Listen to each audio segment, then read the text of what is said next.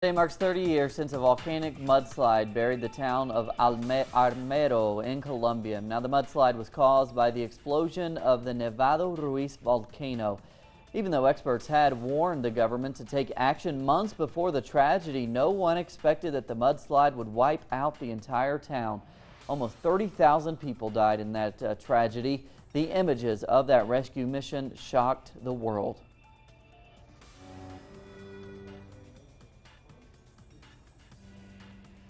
To talk more about 30 years later after the Armero tragedy in Colombia, we turn to our correspondent Natalia Margarita. Natalia, thanks for joining us. I'm wondering, how are people remembering this anniversary and how are they mourning the tragedy there in Colombia?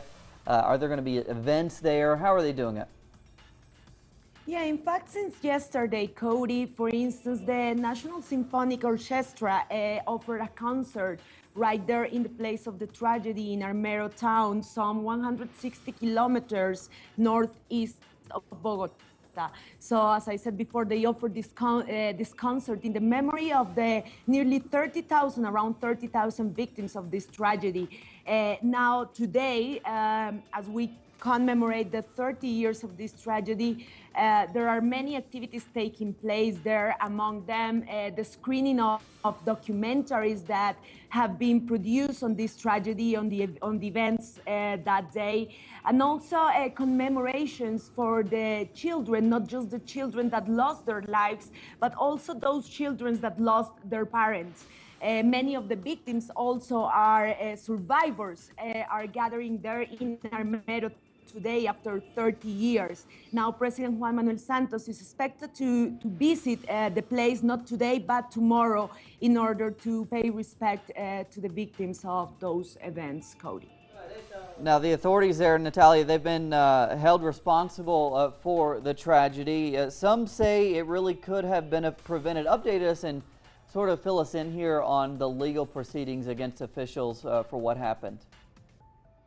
We're talking here more about political responsibility, and yes, in fact, the victims, the survivors, have said that they blame directly the back then President Belisario Betancour. They said that, in fact, all those victims could have been prevented if the government would have taken seriously the alerts that were issued ahead of the tragedy.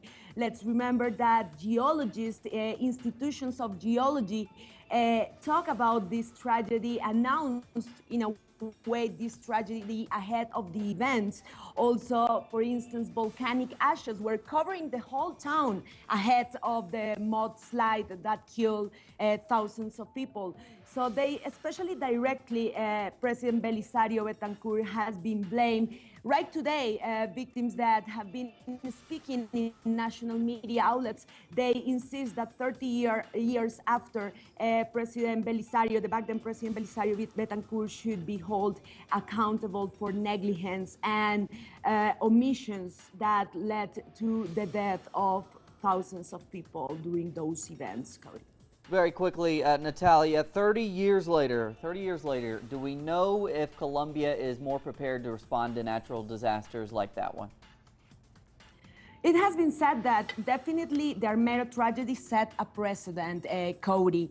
Actually, I insist in the survivors. They said that it's kind of a shame that a tragedy of such magnitude had to happen, so that Colombia start taking seriously risk management in regard to natural disasters. However, for instance, the governor of Tolima department, that is the State Department where Armero is located, said today that we still need to advance much further in developing a strong risk culture so that we can assess, evaluate, and properly prevent natural disasters, or how we manage natural disasters. So to sum it up, I would say that it definitely set a precedent, but we still need to advance further in this cultural risk management.